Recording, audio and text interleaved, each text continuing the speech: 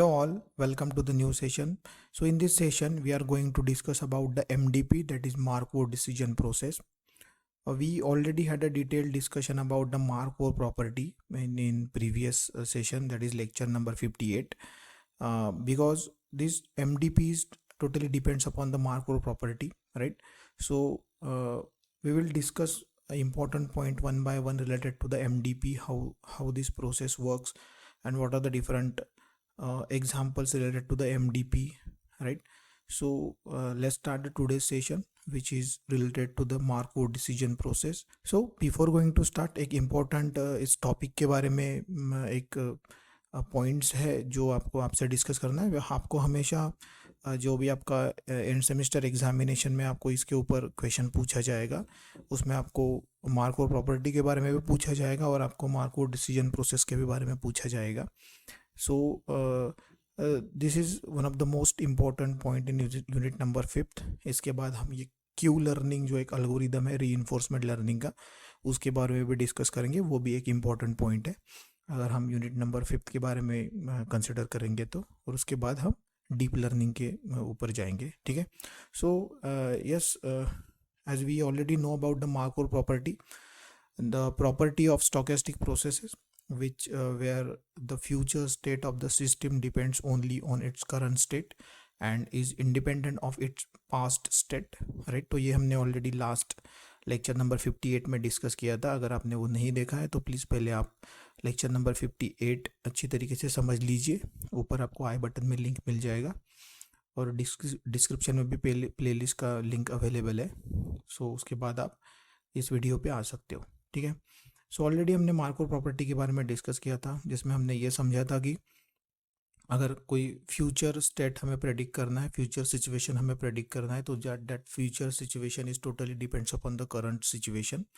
वो फ्यूचर का future prediction के लिए पास्ट का डेटा रिक्वायर्ड नहीं होता. वो पास्ट डेटा जो है वो इंडिपेंडेंट होता है. ठीक है. सो बेसिकली मार्कोव प्रॉपर्टी हमें यही बताती है, राइट? Now here in other word the Markov property assumes that the present state contain all the necessary information needed. जो present state है, जो present situation है, उसमें जो भी information available है वो information enough है to predict the future step और future evolution के लिए, right? So here again no past data required or no past events required to predict the future. Only the future is depends on the current situation or current event, right? So this is about the Markov property, right? So here our main important point is MDP, that is Markov decision process, right? So here this is the MDP and these are the some important point related to the MDP, right? So here the Markov decision process or MDP is used to formalize the reinforcement learning problem, right? So reinforcement learning के लिए ये जो process है वो use किया जाता है. So for formalizing the reinforcement learning problems, right? The second point is if the environment is completely observable, then its dynamic can be modeled as a Markov process. So Markov process के बारे में हम discuss करेंगे, right? So in MDP the agent continuously interact with the environment and performs action. At each action the environment respond and generate a new state. So basically MDP में होता क्या है कि एजेंट जो है वो कंटिन्यूसली इंटरैक्ट करता है इन्वायरमेंट से, और इन्वायरमेंट से जो फीडबैक मिलता है उसके ऊपर वो एक्शन परफॉर्म करता है, और उससे जो भी एक्शन से फिर से जो फीडबैक मिलता है उससे वो नई जो सिचुएशन है वो जनरेट करते रहता है, राइट?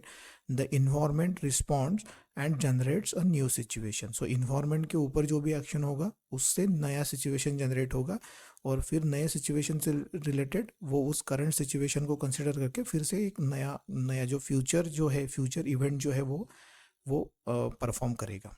ठीक है.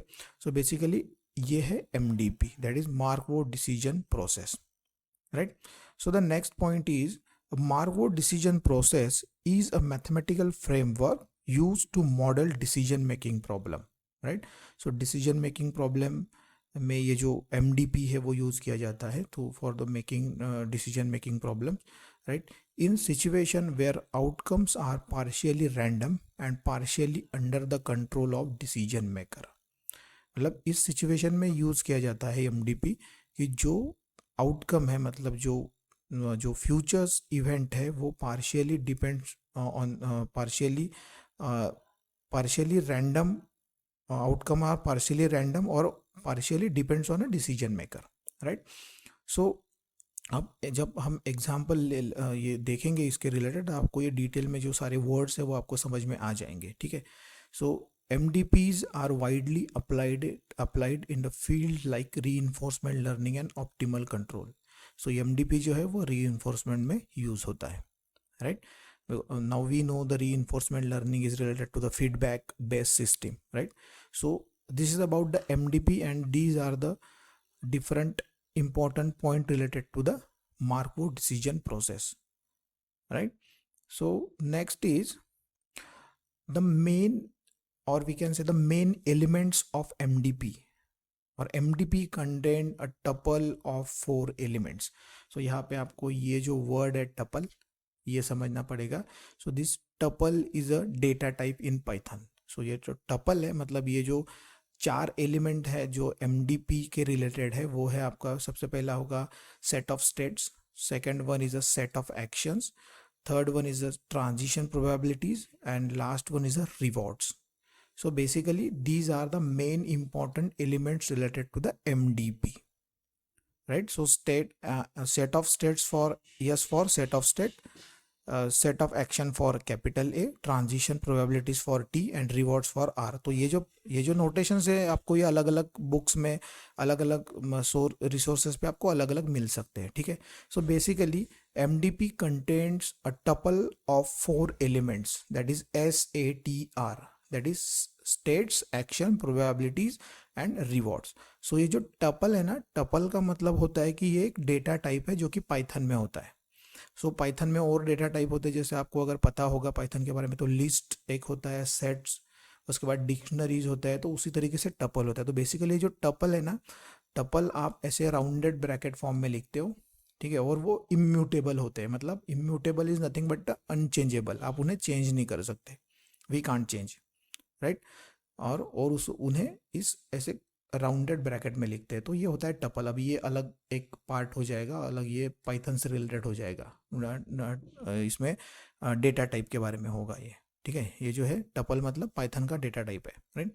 तो ये अलग अलग एक पॉइंट है, तो उसके बारे में हम बाद में कभी डिस्कस करेंगे जब हम पाइथन देखेंगे, ठीक है. So these are the important element related to the MDP. Now how this Markov decision process works, तो ये अभी इम्पोर्टेंट है, ठीक है. ये कैसे वर्क करता है, तो उसमें ये सेट ऑफ स्टेट का क्या यूज़ है, सेट ऑफ एक्शंस के कैसे यूज़ होता है, ट्रांजिशनल प्रोबेबिलिटी, जैसे स्टोकेस्टिक प्रोसेस के बारे में हमने देखा, तो ट्रांजिशनल प्रोबेबिलिटीज़ के बेस पे ये हमें प्रेडिक्शन प्रोवाइड करता है, ठीक है. तो वो हम अभी देखेंगे नेक्स्ट इसमें, राइट.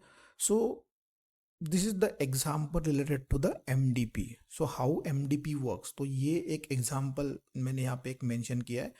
वो एग्जाम्पल हम समझ के डिटेल में समझ के हम समझेंगे कि MDP जो है वो कैसे वर्क करता है, मार्कोव डिसीजन प्रोसेस कैसे वर्क करता है, और ये जो 4 जो एलिमेंट्स है MDP से रिलेटेड ये कैसे कंट्रीब्यूट करते हैं, इनका क्या क्या यूज़ है, राइट.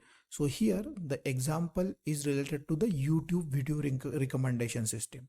अभी यूट्यूब तो हर कोई यूज़ करता है, ठीक है. आप में से बहुत सारे लोगों ने यूट्यूब बहुत बार यूज़ किया होगा, तो आप भी इसे रिलेट कर पाओगे एग्जाम्पल को. If we have a set of state, so if we are using the YouTube, so here these are the some set of states we have for if we are using the YouTube. So first state is user watching cooking videos. मतलब एक जैसे हम YouTube पे video देख रहे हैं उसमें categories of videos है, तो उसमें कुछ कुकिंग के वीडियो है, म्यूजिक वीडियो है, स्पोर्ट्स वीडियो है, ऐसे 3 कैटेगरीज है, ठीक है.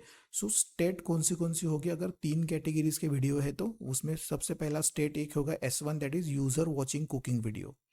Second state is user watching music video and third is user watching sports video, क्योंकि 3 टाइप के वीडियो कैटेगरी यहाँ पे अवेलेबल है, ठीक है.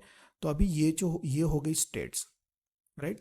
अभी ये स्टेट के ऊपर एक्शन क्या होगी, तो वो है अपना ये सेट ऑफ एक्शन। सो ये सेट ऑफ स्टेट के लिए सेट ऑफ एक्शन क्या होगा, so if user is watching cooking videos, so action is recommended cooking videos, क्योंकि हम ये जो MDP जो है वो हम यूट्यूब वीडियो रिकमेंडेशन सिस्टम का एग्जाम्पल लेके हम देख रहे हैं। सो जो मार्कोव प्रॉपर्टी वर्क करेगा, और मार्कोव प्रॉपर्टी आपका वर्क कैसे करेगा, आपके करंट सिचुएशन के ऊपर से। सो अगर यूजर कुकिंग के वीडियो देख रहा है तो वो आपको सबसे पहला उसका एक्शन होगा कि रिकमेंड द कुकिंग वीडियोज। अभी सेकंड स्टेट के लिए क्या होगा, if user watching music video, second action is recommend music video. अगर थर्ड एक्शन ये होगा कि user watching sports video, recommend sports video. So this is about the set of states and actions, right. So ये different state के लिए different actions है, right. अभी transition probabilities के अंदर क्या होता है, राइट। सो यहाँ पे अभी ये समझना पड़ेगा हमें कि अभी मान लो जैसे यूजर है, तो यूजर सबसे पहले मान लो कुकिंग के रिलेटेड वीडियो देख रहा है, तो अगर ये पहला स्टेट है, राइट, तो उसमें कुकिंग के रिलेटेड वीडियो, तो रिकमेंडेशन सिस्टम क्या करेगा, उसको कुकिंग के रिलेटेड वीडियो रिकमेंड करेगा। ये आपने भी देखा होगा, राइट। वो ये नहीं सोचेगा कि उसने प्रीवियसली कौन से वीडियोस देखे हुए हैं। वो करंटली अगर कुकिंग के रिलेटेड वीडियो देख रहा है तो उसको वो आगे जो भी उसका नेक्स्ट वीडियो होगा वो उसे रिकमेंड करेगा कुकिंग के रिलेटेड। अभी ये कैसे होता है देखो, जैसे the transitional probabilities describe the probability of moving from one state to the another state when the particular action is taken, right. In this example or in this YouTube recommendation system, these probabilities represent the chances of user switching to the different video category, right? So यहाँ पे 3 categories available है और user अभी देख रहा है cooking के related video. तो ये जो ट्रांजिशनल प्रोबेबिलिटी में हमें ये मिलता है कि उसका नेक्स्ट एक्शन क्या होगा based on the current action. अभी करंटली वो कुकिंग देख रहा है, कुकिंग के रिलेटेड वीडियो देख रहा है, तो ये प्रोबेबिलिटीज के अंदर हमें ये प्रोबेबिलिटी मिलेगी कि वो नेक्स्ट फ्यूचर में या फिर नेक्स्ट स्टेप वो क्या ले सकता है।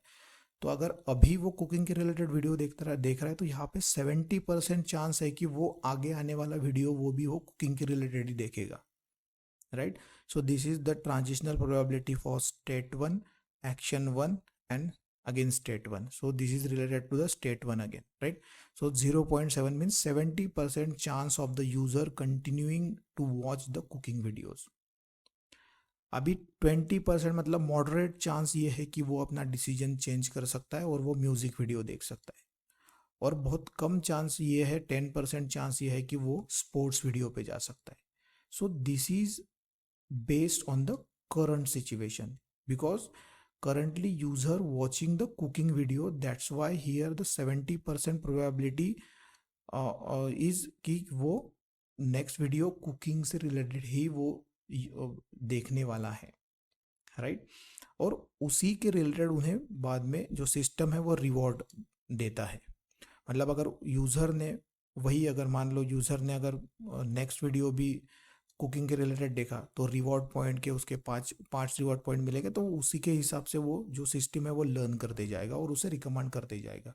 मान लो जैसे अगर उसने चेंज कर लिया उसका डिसीजन, वो उसने नया जो वीडियो है उसमें म्यूजिक वीडियो पे वो चला गया, तो ये जो रिवॉर्ड पॉइंट है उसके बेसिस पे वो फिर से सिस्टम लर्न करेगा और नेक्स्ट सिचुएशन के हिसाब से उसे वो आने वाले वीडियो जो है वो म्यूजिक के रिलेटेड ज़्यादा प्रोबेबिलिटी होगी और स्पोर्ट्स के रिलेटेड कम होगी और कुकिंग के रिलेटेड कम होगी, तो उसके हिसाब से वो कंडीशनल प्रोबेबिलिटी बिल्ड करते जाएगा, ठीक है। सो this is about the Markov property and Markov decision process, MDP। सो ये एक बेस्ट एग्जांपल है, क्योंकि आपने हमेशा यूट्यूब यूज़ किया है, तो आप जो भी करंटली आप वहाँ पे देखने की कोशिश कर रहे हो या फिर आप देख रहे हो ना, आपको उसी के रिलेटेड रिकमेंडेशन नीचे आते रहते हैं, भले ही आपने प्रीवियसली कुछ भी देखा हो, right. So this is related to the Markov property, Markov decision process, that is MDP, right. So I hope ये जो MDP प्रोसेस है वो आपको अच्छी तरीके से क्लियर हो गया होगा। अगर कुछ डाउट्स है आपके तो प्लीज़ कमेंट आउट कीजिए, मैं आपको आंसर देने की पूरी कोशिश करूँगा। और कुछ अगर गलतियां होती है तो प्लीज़ आप कमेंट आउट कीजिए, मैं उसे क्लियर करूँगा या फिर मैं उसे सुधारने की पूरी कोशिश करूँगा, ठीक है। सो अगर वीडियो आपके लिए इन्फॉर्मेटिव है तो प्लीज़ वीडियो को लाइक कीजिए, चैनल को सब्सक्राइब कीजिए और बेल आइकन को दबाइए ताकि आपको आने वाले सारे वीडियोज़ की नोटिफिकेशन मिलती रहे। थैंक यू, मिलते हैं नेक्स्ट सेशन में।